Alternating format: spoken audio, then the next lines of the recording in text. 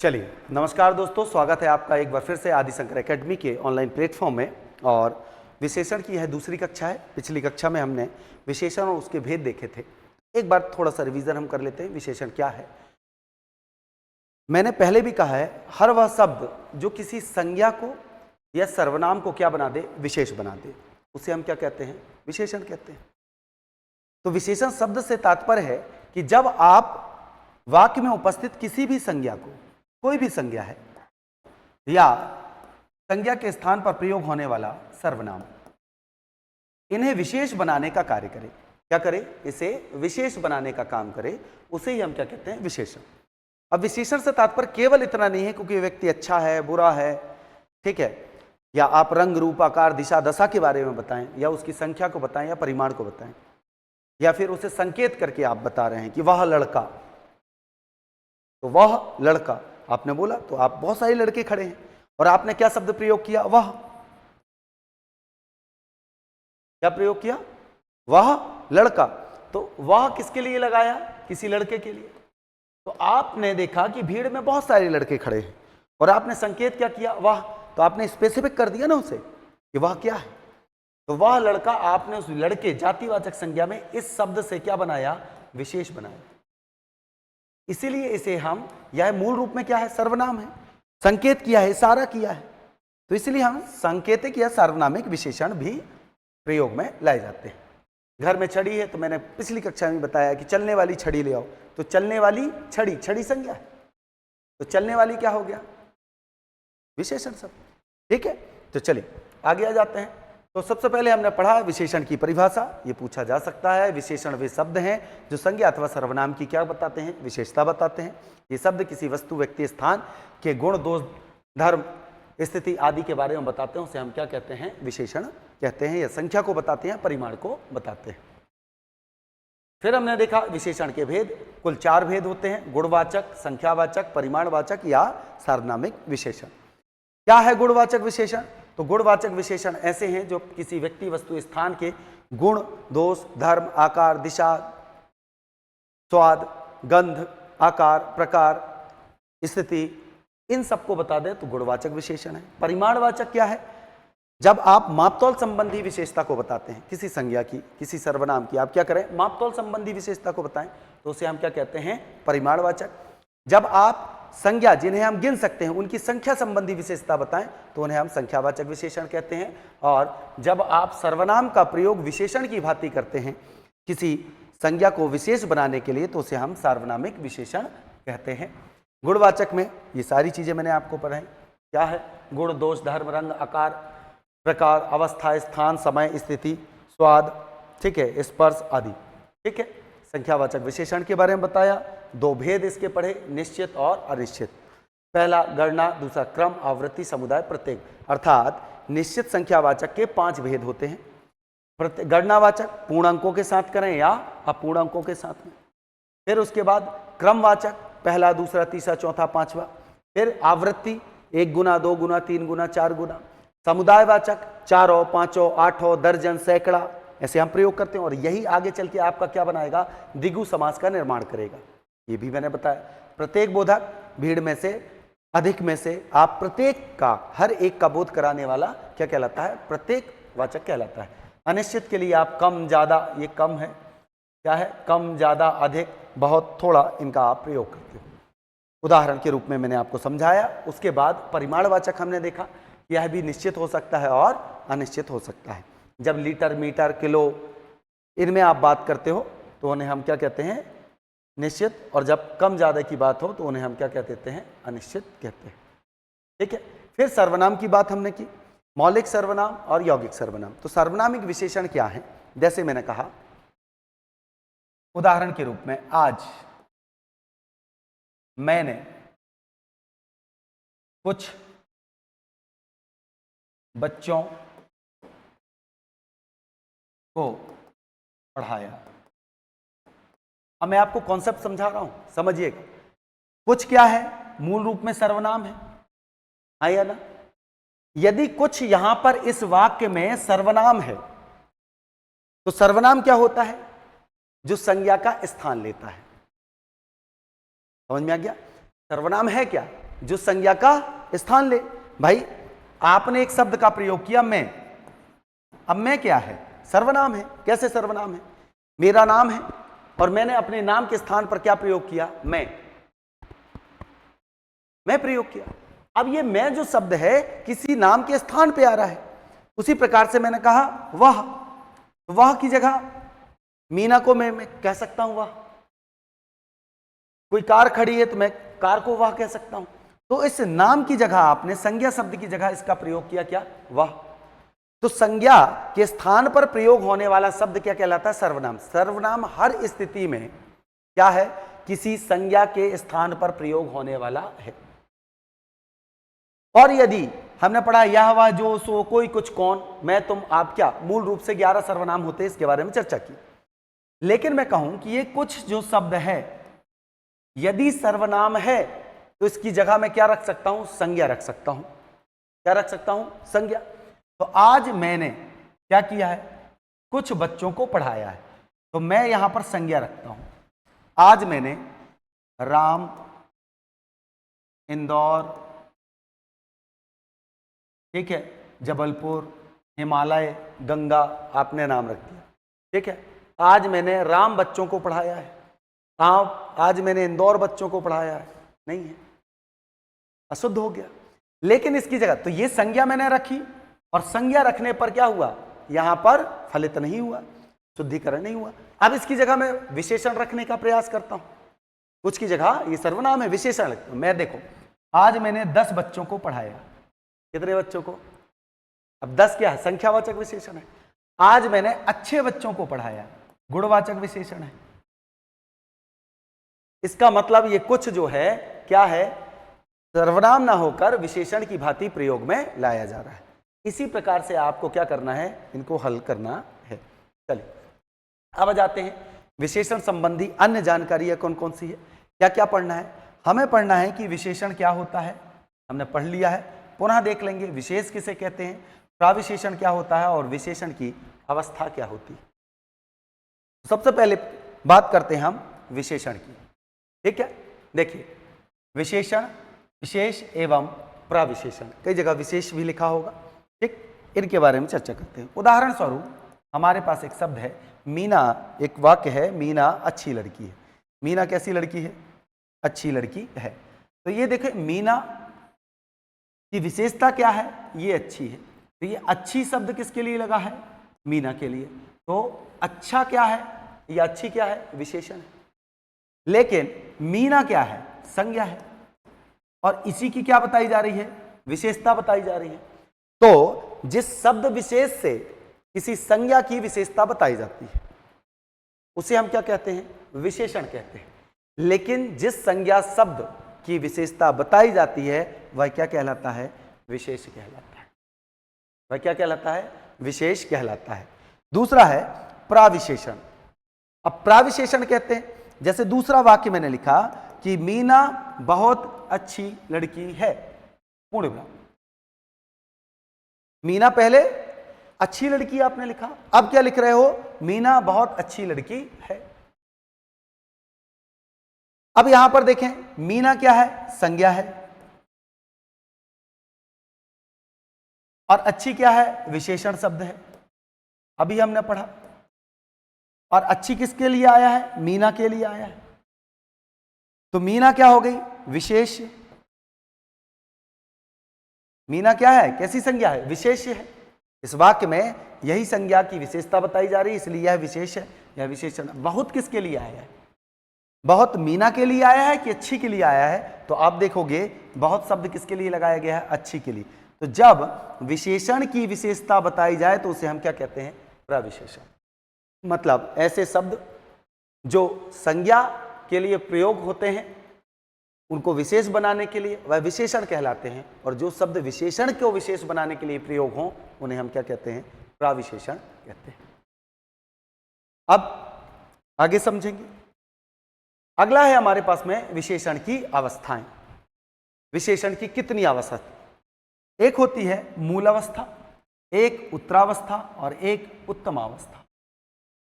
तो मूल धन अवस्था, मूल धन अवस्था तो आपने दीर्घ संधि बना ली और मूलावस्था बना लिया। इसी प्रकार से उत्तर धन अवस्था, उसी प्रकार से उत्तम धन अवस्था क्या होती है? यह विशेषण की सामान्य अवस्था है। जैसे मैंने कहा राम सुंदर है, राम कैसा है? सुंदर है। विशेषण की तुलनात्मक अवस्था को हम क्या कहते हैं? उत्तरावस्था कहते हैं। जैसे राम श्याम से सुंदर है, हम प्रयोग करते हैं राम श्याम से सुंदर है, तो इसे हम क्या कहते हैं? उत्तरावस्था। फिर उत्तमावस्था क्या है? यह विशेषण की क्या है? सर्वोच्च अवस्था है। तो मैं लिखूंगा राम सबसे सुंदर है। तो राम सुंदर है, मूल अवस्था है। राम श्याम से सुंदर है, उत्तरावस्था है। और राम सबसे सुंदर है, उत्तमावस्था है। पढ़ते हो ना अंग्रेजी में, क्या पढ़ते हो? Good, better, best, positive degree, comparative degree और सुपरलेटिव डिग्री, तीनों चीजें हम पढ़ते हैं।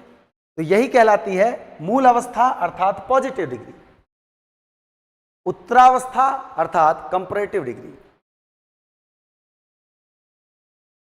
है ना, और उत्तमा अवस्था मतलब सुपरलेटिव डिग्री, सर्वोच्चता बताना। तो गुड, बेटर, बेस्ट, समझ में आ गया? जैसे मैं लिखूंगा तो इस प्रकार के शब्द आते हैं बनाने को। जैसे प्रिय क्या है? प्रिय विशेषण की मूल अवस्था है। प्रिय क्या है? विशेषण की मूल अवस्था है। फिर आप बनाते हो प्रियतर, प्रियतर अर्थात यह उत्तरावस्था है। कौन सी अवस्था है? उत्तरावस्था। अर्थात जब आपको कोई प्रिय कहे तो केवल आप प्रिय नहीं हो, दुनिया में बहुत सारे लोग हैं जो प्रिय हैं। दूसरा क्या है? प्रियतर। तो प्रियतर जब कोई आपसे कहे तो समझ लेना आपकी तुलना किसी और से की जा रही है। किंतु आपको कोई प्रियतम कह दे, क्या कह दे? प्रियतम, है ना, क्या कह दे? प्रियतम, मतलब अब आप ही हो और कोई और नहीं है। तो वनडे एग्जाम में ऐसे ही प्रश्न आते हैं, ऑप्शन देगा प्रिय, प्रियतर और प्रियतम, इसमें से कंपैरेटिव डिग्री मतलब उत्तरावस्था पूछ ले, उत्तमावस्था पूछ ले या मूल अवस्था पूछ ले। जैसे लघु, लघुत्तर, लघुत्तम, शुभ, शुभतर, शुभतम। तो याद रखिएगा ये जो उत्तरावस्था है, ये उत्तरावस्था यह क्या करती है? किसी व्यक्ति वस्तु स्थान की तुलना किसी दूसरे व्यक्ति वस्तु से भी हो सकती है, या किसी के गुणों से हम तुलनात्मक दृष्टिकोण में रखें दो संज्ञाओं को, तो उसे हम किस अवस्था का प्रयोग करते हैं? उत्तरावस्था का। अब यह काम क्या है? यदि आप पीएससी में हैं तो आपके लिए सबसे जरूरी है कि यहां से एक समास का निर्माण होता है उपमान उपमेय में कर्म धारय समास का। कर्मधारय समास यहीं से उपमान उपमेय की तुलनात्मक अवस्था होती है। और ये तुलना बताने के लिए अंग्रेजी में प्रीपोजिशन होती है। बेटर देन, देन का प्रयोग करते हो, राम बेटर देन मोहन, तो बेटर के साथ में आपने क्या लगा? देन। यही देन जिसे आप अंग्रेजी में प्रीपोजिशन कहते हो, हिंदी में से कहते हैं, अर्थात संबंध बोधक, संबंध बोधक अविकारी शब्दों का प्रयोग होता है, जिसे तुलनावाचक, तुलनावाचक और सादृश्य वाचक, 13 भेद होते हैं, है ना? कितने भेद होते हैं? 13 संबंध बोधक के। और इन 13 भेदों में आप पढ़ोगे सदृश्यवाचक और तुलनावाचक। कैसे? आपने कई बार प्रयोग किया होगा। किसका प्रयोग किया होगा? से, जैसा। अब देखो मूल रूप में यह सर्वनाम है, आगे चल के संबंध बोधक का काम करेगा। से, जैसा, रूपी, समान, सरस, कनक रूपी लता, कनक रूपी लता। तो कनक की तुलना किससे हो रही है? सॉरी, लता की तुलना किससे हो रही है? कनक से। जैसे राम श्याम से सुंदर है, तुलना है। अवगुण हो सकता है और से का प्रयोग करते हैं राम से। इन्हें कहते हैं, आगे चलकर कर्मधारय समास में पढ़ोगे या उपमा अलंकार में, वाचक शब्द कहते हैं। क्या कहते हैं? वाचक शब्द। अंग्रेजी में, ठीक है, इन्हीं वाचक शब्द को प्रोपोजिशन और हिंदी में संबंध बोधक कहा जाता है। तो कभी प्रश्न आ जाए पीएससी में और यह पूछ ले, है ना, मेंस में, कि क्या समास में संबंध बोधक का प्रयोग किया जाता है? यदि हां तो उदाहरण सहित समझाइए। इसलिए कहता हूं हिंदी में आप 200 में से आराम से 150 प्लस आप स्कोर कर सकते हो, यदि छोटी छोटी बारीक चीजों को आप पढ़ते हो तो। यह अवस्थाएं होती हैं विशेषण की 3। कितनी अवस्थाएं हैं? 3। एक और छोटी सी चीज मैं आपको बता देता हूं, फिर कक्षा समाप्त करेंगे आज। विशेषण की अवस्थाओं के साथ साथ हमें विशेषण का प्रयोग भी देखना है। क्या देखना है? प्रयोग। विशेषण का प्रयोग 2 प्रकार से होता है, एक विशेष विशेषण के रूप में, विशेष विशेषण, और एक होता है विधेय विशेषण के रूप में। क्या है अब विशेष विशेषण और विधेय विशेषण? विशेष विशेषण से तात्पर्य है कि जब आप विशेषण का प्रयोग किसी संज्ञा के पूर्व में करते हैं, है ना। जैसे मैंने कहा उदाहरण के रूप में, काला घोड़ा तेज दौड़ रहा है। काला घोड़ा तेज दौड़ रहा है। जैसे आपने कहा कि काला घोड़ा तेज दौड़ रहा है, मोहन की गाय सीधी है। 2 का प्रयोग कर दिया। अब यहां पर ध्यान से देखेंगे तो हमें क्या मिल गया? हमें यहां पर मिलता है संज्ञा अर्थात विशेष, इसकी विशेषता बताई जा रही है। यहां देखा जाए तो गाय की विशेषता बताई जा रही है। यहां घोड़े के लिए प्रयोग हुआ है काला शब्द। घोड़ा कैसा? काला। इसके रंग के बारे में बताया गया है, अर्थात गुणवाचक विशेषण है। ठीक है। इसके गाय में स्वभाव के बारे में बताया गया है, तो यह विशेषण शब्द है। अब ध्यान से देखेंगे, यहां पर विशेष के पहले अर्थात संज्ञा के पूर्व में विशेषण का प्रयोग किया गया है और यहां पर संज्ञा के पश्चात विशेषण का प्रयोग किया गया है। जब संज्ञा के पूर्व विशेषण शब्द लगते हैं तो उसे हम विशेष विशेषण कहते हैं, और जब संज्ञा के पश्चात हम विशेषण शब्द का प्रयोग करते हैं तो उसे हम विधेय विशेषण कहते हैं। महत्वपूर्ण कक्षा थी, आपको मैंने पढ़ाया, सारी चीजें जानकारी दी, साफ सुथरा सा है कि हमने कुछ चीजें देखी। हमने सबसे पहले संज्ञा को समझा, फिर हमने सर्वनाम को समझा। इनसे पता चला कि इनके लिए एक शब्द प्रयोग होता है जिसे हम कहते हैं विशेषण, यह विशेषण शब्द है, और इन दोनों को यह क्या करता है? विशेष बनाने का काम करता है, इसे आइडेंटिफाई करने का काम करता है, इनका परिचय देता है। ऐसे शब्द क्या कहला जाते हैं? विशेषण कहलाते हैं। और यह संख्या से बताया जा सकता है, परिमाण से बताया जाता है, संकेत करके भीड़ से उसे पृथक किया जाता है। तो विशेषण शब्द हर वह शब्द कहलाता है जो किसी संज्ञा अथवा सर्वनाम को विशेष बनाता है। ठीक, तो आज की कक्षा यहां समाप्त करते हैं। ये विशेषण का जो बचा हुआ पार्ट था उसे आज मैंने कंप्लीट कर दिया। तो यहां तक विशेषण समाप्त होता है। अगली कक्षा जो रहेगी हम पढ़ेंगे कि इन शब्दों में, तीनों में, क्योंकि लिंग वचन का प्रभाव संज्ञा सर्वनाम और विशेषण में पड़ता है, और क्रिया में लिंग वचन के साथ साथ काल का भी प्रभाव पड़ता है।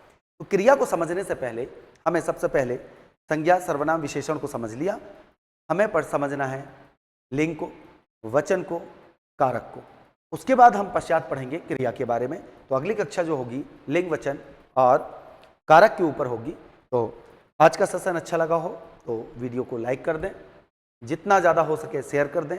अभी 9 तारीख से पेपर चालू है और शायद 14 13 और 14 तारीख को क्या होगा, आपका 13 तारीख को पेपर होगा, पेपर नंबर 5, और शायद 14 तारीख को होगा पेपर नंबर 6।